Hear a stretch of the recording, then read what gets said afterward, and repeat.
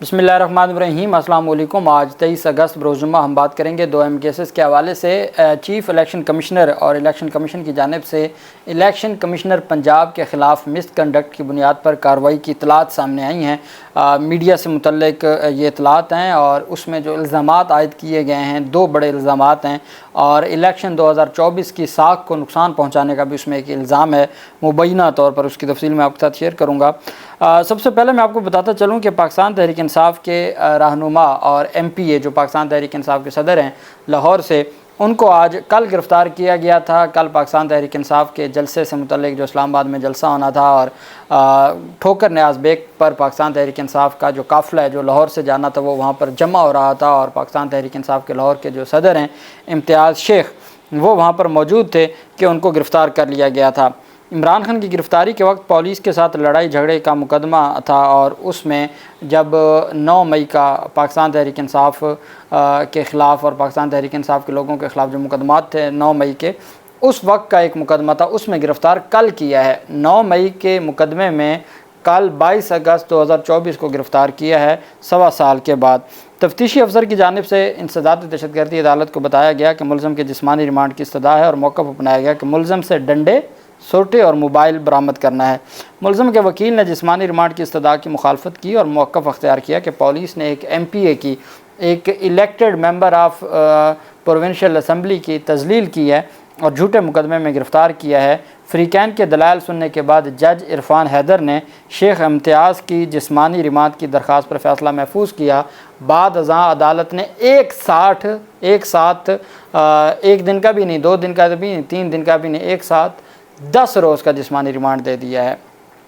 अब जानते हैं जिस्मानी रिमांड से मुतल्लिक जब पाकिस्तान तहरीक इंसाफ के सरबराह इमरान खान का केस गया था और वो भी 10 रोज़ा जिस्मानी रिमांड था, तो अदालत ने कहा था कि देखना यह है कि 1.25 साल के बाद कौन सी ऐसी तफ्तीश है जो इनको पता चला है कि अब तफ्तीश करनी है। अब 1.25 साल के बाद किसी को मुकदमों में गिरफ़्तार करते हैं और उसके बाद उनको आप मुकदमों में गिरफ़्तारी के साथ साथ 10 रोज़ा रिमांड भी ले लें, तो ये भी एक हमारे मुल्क का, ये हमारे मुल्क में ऐसा होता है, दुनिया में कहीं ऐसा नहीं होता कि 1.25 साल के बाद 10 दिन का रिमांड अदालतें दे दें। 1 दिन का, 2 दिन का, 3 दिन का समझ आती है, 10 दिन का जिस्मानी रिमांड। पाकिस्तान तहरीक इंसाफ की जानिब से कहा गया, अब चूँकि ये ड्यूटी जजेज़ हैं, जो मौजूद जजेज़ हैं दहशतगर्दी अदालतों के, वो छुट्टियों पर हैं और उनकी जगह पर ड्यूटी जजेज़ हैं और ये कार्रवाई है और ये एक तरीका है जो जारी है। अब आज ये पेशरफ सामने आई कि 10 रोज़ा जिस्मानी रिमांड मंजूर किया गया, तो पाकिस्तान तहरीक इंसाफ की जानिब से ये ऐलान किया गया है कि वो इस 10 रोज़ा जिस्मानी रिमांड को चैलेंज करेंगे लाहौर हाई कोर्ट में। और उन्होंने कहा है कि हम अदालत से जो शेख इम्तियाज़ है पाकिस्तान तहरीक इंसाफ के सदर, उनको डिस्चार्ज करने की इस्तदा करेंगे। उनका मौक़िफ़ यह है कि हमने लाहौर हाई कोर्ट में दरख्वास्त दायर की थी और लाहौर हाई कोर्ट को हमने पहले ही बता दिया था कि ये हमारे कारकुनान को या हमारे जो क़यादत है उनको गिरफ़्तार करना चाहते हैं, ये जलसे का जो हमारा बुनियादी हक़ है ये वो हमसे लेना चाहते हैं। यही वजह है कि इन्होंने ठोकर न्याज़ बेग से गिरफ़्तार किया जब वो जलसे के लिए इस्लामाबाद रवाना होने वाले थे और उस गिरफ़्तारी के बाद इन्होंने 1.25 साल पुराना एक मुकदमा है 9 मई का, उसमें गिरफ़्तार किया है और उसमें 10 दिन का रिमांड लिया है। तो अदालत से इस्तदा की जाएगी कि जो आपने सुनहरी असूल तय किए थे जिस्मानी रिमांड के लिए और आपने कहा था कि अगर जिस्मानी रिमांड देना है तो उसकी ये कंडीशंस हैं, वो कंडीशंस सिरे से देखी ही नहीं गई, उनको पूरा ही नहीं किया गया और जो निज़ाम है उसको आगे बढ़ाया जा रहा है। तो अब देखना यह है कि लाहौर हाई कोर्ट अब डिवीज़न बेंच जो सोमवार को इसके ऊपर समाअत करेगा, ये मामला आगे किस तरफ जाता है और क्या सोटे और डंडे और मोबाइल बरामद करने के लिए 10 दिन का जिस्मानी रिमांड अदालतें इसको बरकरार रखती हैं या अदालतें इस मामले पर दोबारा कोई जजमेंट देती हैं, ये बहुत अहम होगा। दूसरी तरफ पाकिस्तान तहरीक इंसाफ के कारकुनान की गिरफ़्तारियाँ हुई थी और एक तो पाकिस्तान तहरीक इंसाफ के एक MNA को, एक MPA को और कारकुनान को गिरफ़्तार किया गया था इस्लामाबाद से। तरनोल जो जलसा था, जलसा गाह से गिरफ़्तार किया गया था। वफाकी हुकूमत के साथ रब्ता किया खैबर पख्तूनख्वा के वज़ीर आला ने और उनके रब्ते के बाद पाकिस्तान तहरीक इंसाफ के कारकुनान को रिहा भी कर दिया गया और MNA MPA को भी रिहा कर दिया गया था और वो पेशावर पहुँच चुके हैं। जबकि दूसरी जानिब पाकिस्तान तहरीक इंसाफ के 51 कारकुनान को गिरफ़्तार किया गया था कल ठोकर न्याज़ बेग से, जिसमें सिर्फ शेख इम्तियाज़ को दहशतगर्दी के मुकदमे में नामज़द कर दिया था, बकिया को वैसे ही थाने में रखा था और कहा गया था कि 5 बजे के बाद आप लोगों को रिहा कर दिया जाएगा। जस्टिस शकील अहमद के पास कल ही दरख्वास्त दायर हुई और कल ही जस्टिस शकील अहमद साहब ने उसके ऊपर एक्शन लिया था और उन्होंने फौरी तौर पर रिहा करने का हुक्म दिया था और आज के लिए रिपोर्ट मांगी थी। आज अदालत में वकला की जानिब से, सरकारी वकला की जानिब से रिपोर्ट अदालत में सबमिट करवा दी गई है और अदालत को बता दिया गया है कि तमाम के तमाम कारकुनान को रिहा कर दिया गया है और पाकिस्तान तहरीक इंसाफ के कोई भी कारकुन इस वक्त जो कल गिरफ़्तार हुए थे उसमें जेल में नहीं है। गुज़श्ता रोज़ इस्लामाबाद की इंतज़ामिया ने PTI को वफाकी दारुल हुकूमत में जलसे की इजाज़त न देने का फ़ैसला किया था और PTI की जानिब से कहा गया था कि हम ये फ़ैसला नहीं मानते और शाम 4 बजे तरनोल जलसे का कहा था, जिसकी वजह से फिर पाकिस्तान तहरीक इंसाफ की जो क़यादत है वो सारी पहुँची थी अडयाला जेल।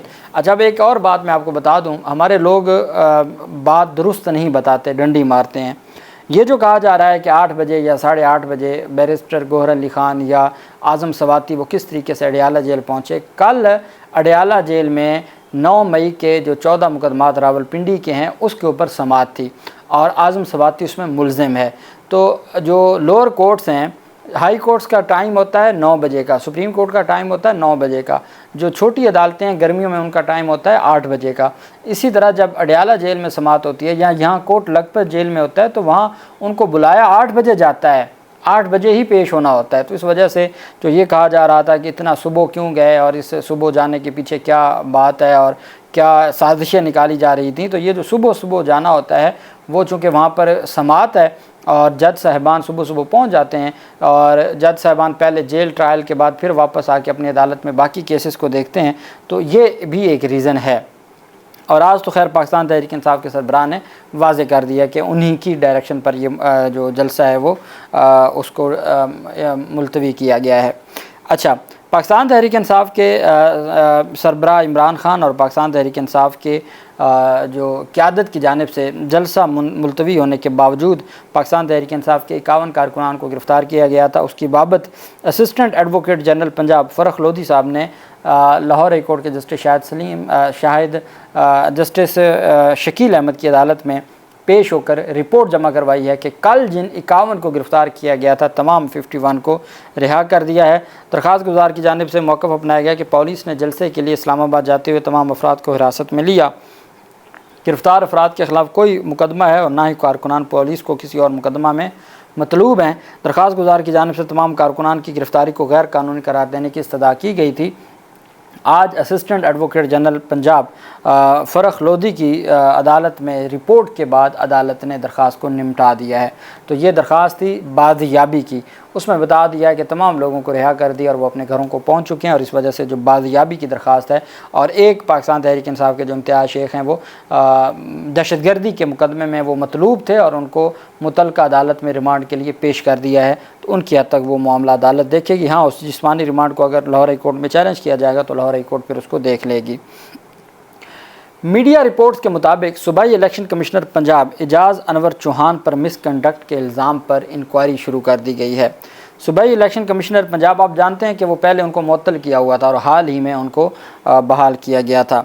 अच्छा, अब हुआ ये था कि पाकिस्तान तहरीक इंसाफ को आपको याद होगा कि एक लेवल प्लेइंग फ़ील्ड की दरख्वास्त दायर की थी और लेवल प्लेइंग फ़ील्ड की दरख्वास्त सुप्रीम कोर्ट ऑफ पाकिस्तान में काजी फाजिल साहब का बेंच था।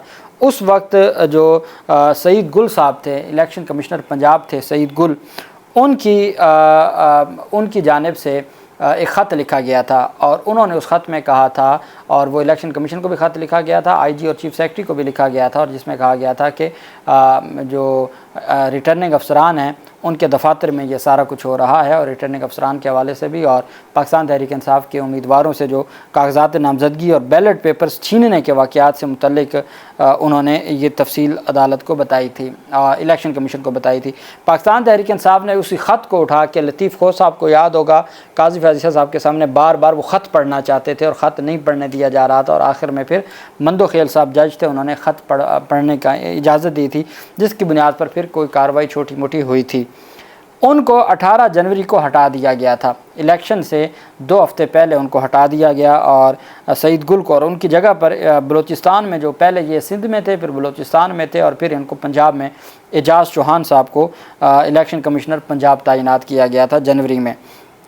अब उनके ख़िलाफ़ उनको मुअत्तल भी किया गया था। अब उनके ख़िलाफ़ जो जिन इल्ज़ामात पर, ये मीडिया रिपोर्ट्स हैं मुबैना तौर पर, इलेक्शन कमीशन ने 5 रुकनी इंक्वायरी कमेटी तश्कील दे दी है। चीफ़ इलेक्शन कमिश्नर और इलेक्शन कमीशन ने सूबाई इलेक्शन कमिश्नर के ख़िलाफ़ सूबाई इलेक्शन कमिश्नर पंजाब एजाज़ अनवर चौहान को 10 रोज़ में अपना तहरीरी जवाब और दिफा जमा करवाने का हुक्म दिया गया है। इलेक्शन कमीशन ने सूबाई इलेक्शन कमिश्नर पंजाब के ख़िलाफ़ इंक्वायरी का हुक्मनामा जारी कर दिया है।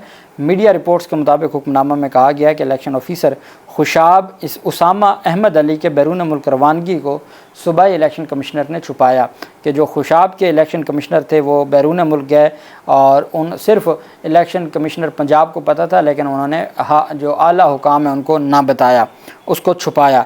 इलेक्शन ऑफिसर खुशाब बग़ैर NOC के कनाडा गए। इलेक्शन ऑफिसर खुशाब की कनाडा रवानगी का सूबाई इलेक्शन कमिश्नर को इल्म था।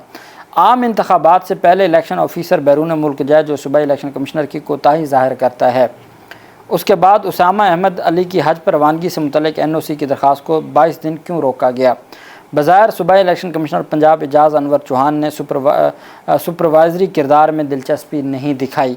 सूबाई इलेक्शन कमिश्नर पंजाब की अदम तवज्जोही की वजह से इलेक्शन 2024 की साख को मुतासर कर रहे हैं। 10 रोज़ में एजाज़ अनवर चौहान ने जवाब जमा ना कराया तो समझा जाएगा कि उनके पास दिफा के लिए कुछ नहीं है। मिसकंडक्ट पर क्यों ना सूबाई इलेक्शन कमिश्नर पंजाब एजाज़ अनवर चौहान को मुलाजमत से फ़ारिग किया जाए। इंक्वायरी कमेटी 21 रोज़ में तहकीकात मुकम्मल करके रिपोर्ट जमा करवाए। 5 रुकनी कमेटी की convenership DG political finance Masood Sherwani के सुपुर्द की गई है।